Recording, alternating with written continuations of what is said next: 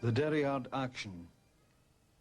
On the 13th of December 1989, PVCP Derryard, north of Rosslea, 2 kilometres from the Fermanagh-Monaghan border, was manned by 2 teams of Support Company 1 KOSB. The commander was Corporal R.B. Duncan, the second in command was Lance Corporal M.J. Patterson, and the other members of the teams were Privates Gray, Harvey, Houston, Lansdale, Sloan and Whitelaw. That day, as a result of an unspecific threat to all border locations, the PVCP had been reinforced by an additional support company team commanded by Corporal I.B. Harvey and Privates Dunn, Common and Maxwell as team members. As normal, the PVCP was operated by 4 men.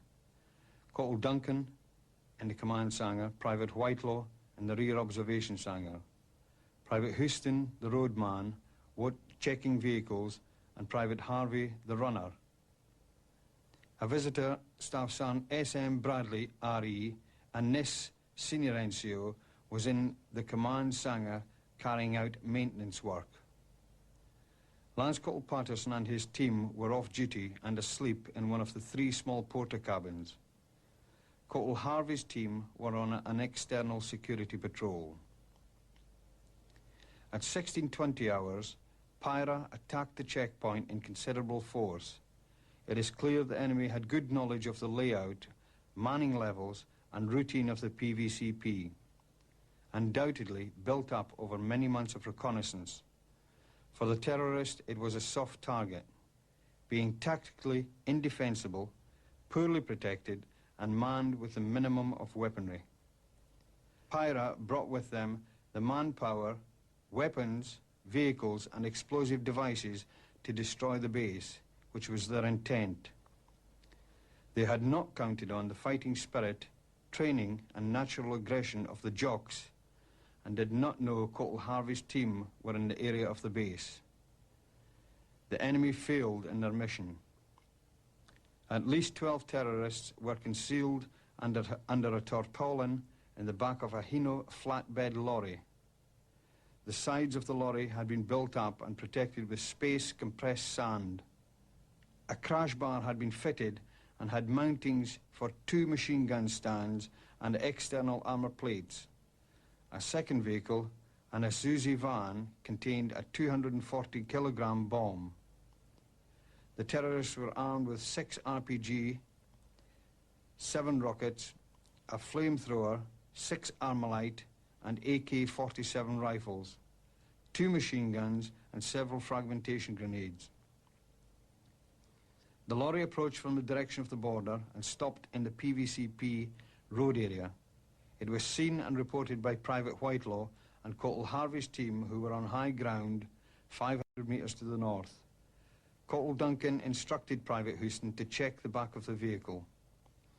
The lorry sounded its horn, at which point Private Whitelaw, who was observing his other arc, turned round to see the enemy attack launched.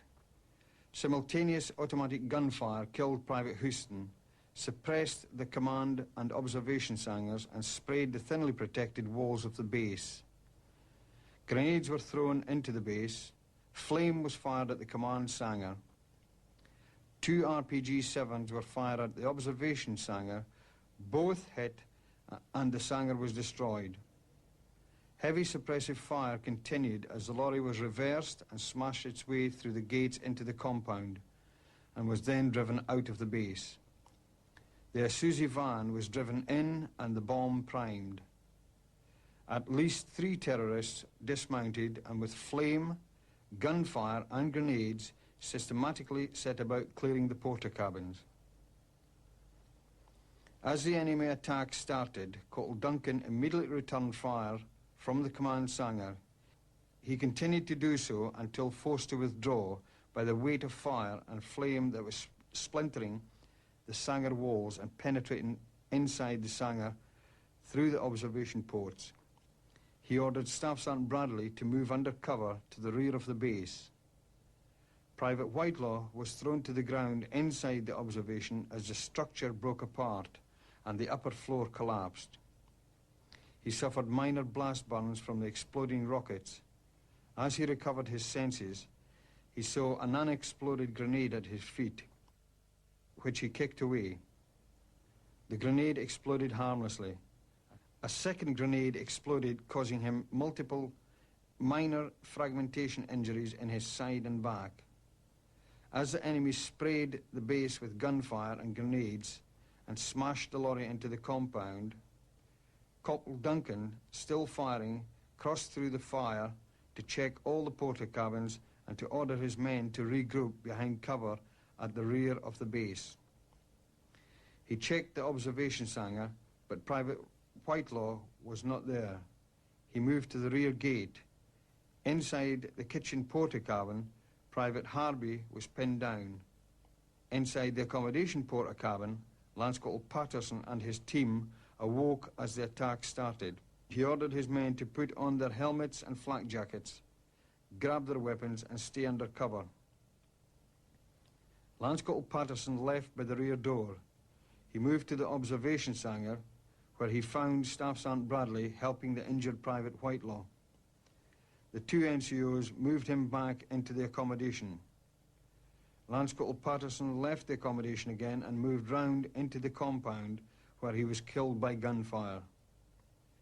By this time, Corporal Duncan was fighting his way to the observation hangar and back to the rear gate.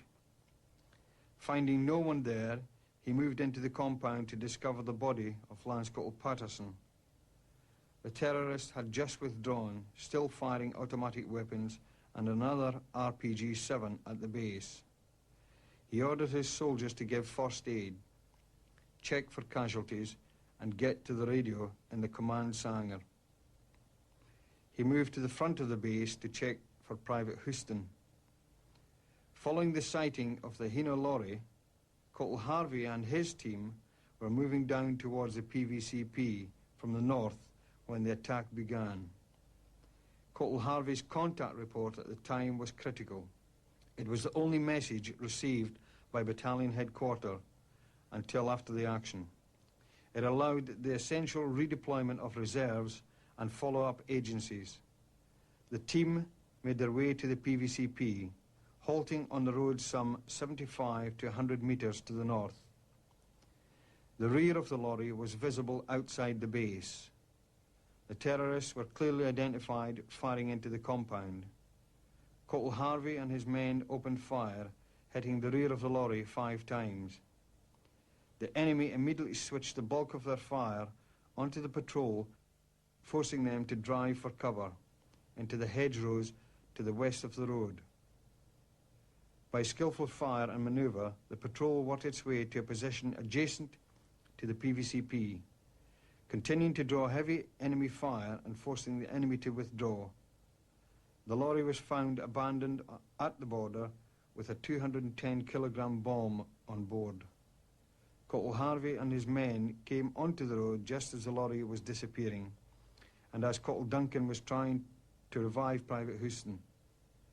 The two corporals, recognizing that the Azuzi van was a bomb, evacuated the base and established the cordon. As the booster charge of the bomb exploded, the first helicopter arriving bringing reserves. The casualties were rapidly evacuated and the follow-up began. This was a terrifying close-quarter action which lasted some 10 minutes. It was a fight for existence. As Pyro declared subsequently, they were intent on totally destroying the enemy position. Every man involved acted with exemplary courage and the determination to defeat the enemy. The conduct of Corporal Duncan and Corporal Harvey and of Lance Corporal Patterson was in the highest traditions of conspicuous gallantry. By their action, they saved the PVCP. By their action, they fought back at the enemy, fought to regain some initiative, and finally fought off the attack, forcing the terrorists to withdraw prematurely and ensuring their failure. As Pyra also stated, the soldiers, despite several demands to surrender, refused to comply. Our ASU was forced to withdraw, hastened by the presence of a sizable British Army foot patrol. Lance Corporal Patterson and Private Houston died as true soldiers. They died as fighting men in action, carrying out their duties. The scale and type of this attack has never been seen before in Northern Ireland. The events of the Derryard action are a landmark in the modern fighting history of the King's Own Scottish Borderers.